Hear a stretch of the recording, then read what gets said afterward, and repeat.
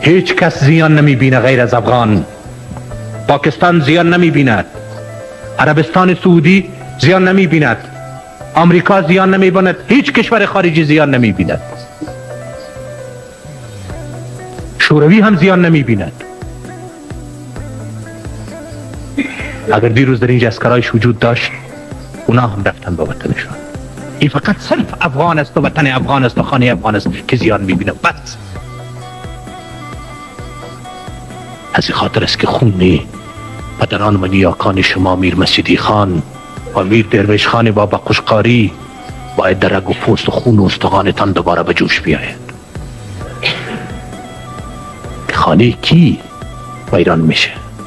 سلاح از ما نیست. کدامش در اینجا تولید میشه بگو؟ به شمول کارتوسش اینجا تولید میشه؟ خواد بگویی که نجیب تو هم میگیری سلاح را. من دمی صحبت با شما که باز بسیار نام کشید که گفتم من از یک کافر میگیرم، خودت از 20 کافر میگیری.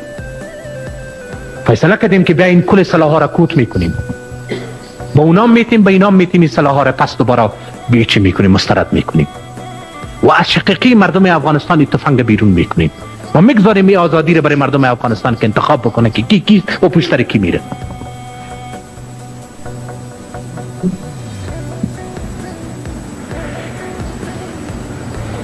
وطن ما را ویران ساختن، خانه ما را، خانه فامیل ما را که در زیر سقفش زندگی میکردیم ویران شد. براتان میگم که یکی ما ایمان برده نمیتونیم، برای زکت از این وطن عشق و محبت نورسیدیم. خاک از این وطن مردم سرما می ساختن، به چشم خیش می زدن، ولی با این خاک افغانستان چه صورت می پذیره؟ تو پدران و نیاکان ما که در سه جنگ افغان و انگلیس پیروز شدن و در برابر اسکندر کبیر که پیروز شد، که یکی از دوستان ما در اینجا گفت اونا از خود ننگ و شهامت افغانی، اتحاد و وحدت و اتفاق ملی و تاریخی داشتن و اسلامی داشتن، اونو را زنده بسازیم. من نمیگم که بین ما ملامت و سلامتی وجود ندارد، مگر وقتی که من شوروی را گفتم که از اینجا بیرون برای خود تو هم دیگه، پاکستانی را خود اجازه نتیده، عربی را خود اجازه نتیده اینجا، جنرال امریکایی را خود با خود نبیر و مشاور امریکایی را خود با خود اینجا نبیر که باز ما یکی از ولایت ها دستگیرش کنم. روح با خود در اینجا نبیر. میشینیم بین هم دیگر زانو و زانو مذاکره میکنیم، مفاهمه میکنیم، یا تو ملامت میشی یا ما ملامت میشیم. همین چیزی که دوستان ما گفت که برای خدا دروازه توبه است، برای شما دروازه ناغه است.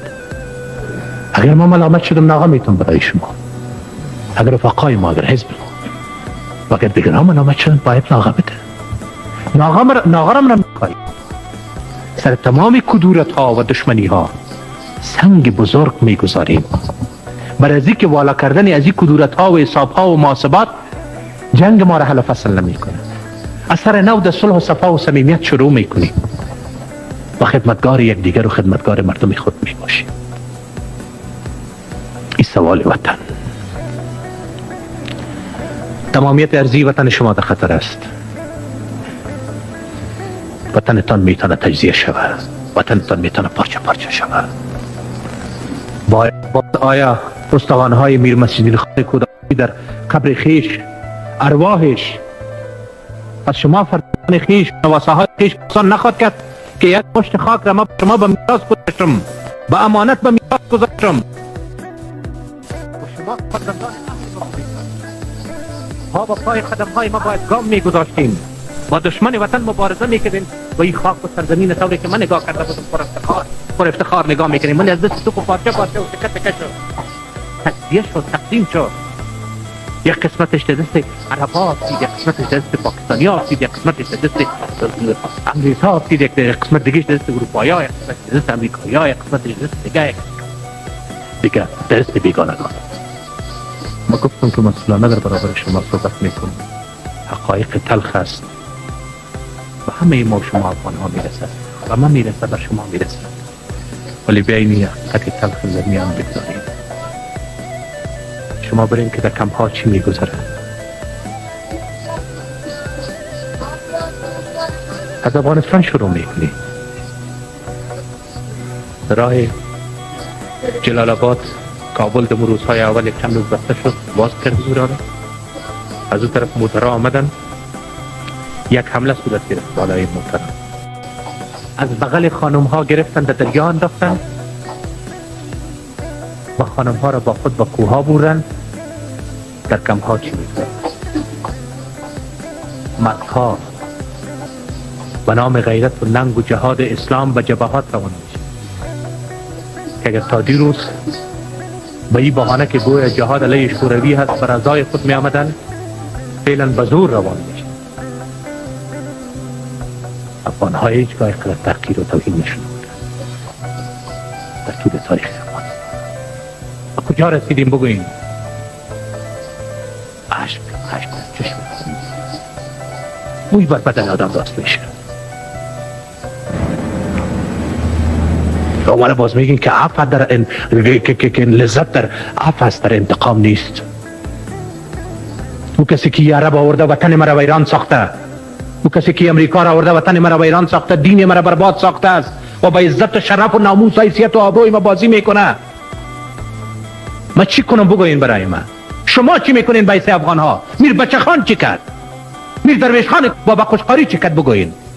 چیز نداشت، تبرچه برداشت، سیلابه برداشت، شمشیر کشید از میام، تفنگ چکمکی برداشت، در برابر تو خود زد.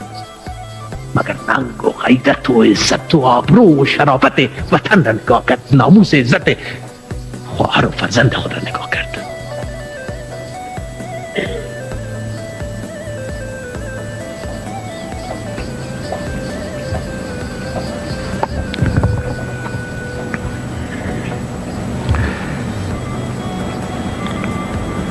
ایسی بالای ما آمده است. شما میگین که راه را باز بکنین، من سر راه مفصل کتان صحبت میکنم. مگر بیاین دوستان ما گفت، یکی دوستانی که پیش انور خان دنگر رفته بود که ما راه را باز میکنیم، اونا گفتن اول موترهای ملکی بگذره در مرحله اول، بازپسان ببینیم تجارا را موترهایش اجازه میتیم، بازپسان موترهای دولتی را اجازه میتیم. من از شما پرسان میکنم که این موترهای دولتی از حیرتان به کابل چی را انتقال میده؟